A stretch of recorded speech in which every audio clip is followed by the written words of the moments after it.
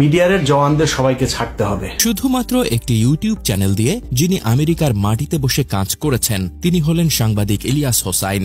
তার অনুসন্ধানী সাংবাদিকতা এবং ধারাবাহিক ভিডিওর মাধ্যমে তিনি এক অদ্ভুত কাজ করে দেখিয়েছেন যা অনেকের কাছে সত্যি বিস্ময়কর। 2009 সালে বিডিআর বিদ্রোহের পর থেকে বাংলাদেশের জেলে বহু জওয়ান আটকা পড়েছিলেন। বছরের পর বছর ধরে তারা ন্যায় বিচারের জন্য অপেক্ষা করেছিলেন, কিন্তু হাসিনা পতনের পর তাদের মুক্তির জন্য কেউ কিছু করেনি। এ সময় একেবারে ধারাবাহিক ভিডিও প্রকাশ করে গেছেন সাংবাদিক ইলিয়াস হোসাইন। তার ভিডিওগুলো সরকারের ঘুম ভেঙে দেয় এবং শেষ পর্যন্ত তাদের মুক্তির কার্যক্রম শুরু হয়। বিডিআরের জওয়ানরা এখন পর্যন্ত জেলখানায় কেন থাকবে, কাকে খুশি করার জন্য?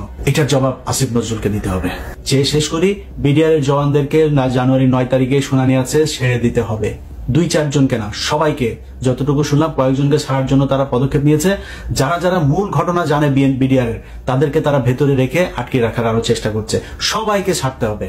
এই মামলা খারিজ করতে হবে, এই মামলা পুরো খারিজ করতে হবে। নতুন মামলা হবে, বিডিআরের হত্যাকাণ্ড নিয়ে নতুন কমিশন তৈরি হবে। এটি ছিল এক অবিশ্বাস্য ঘটনা।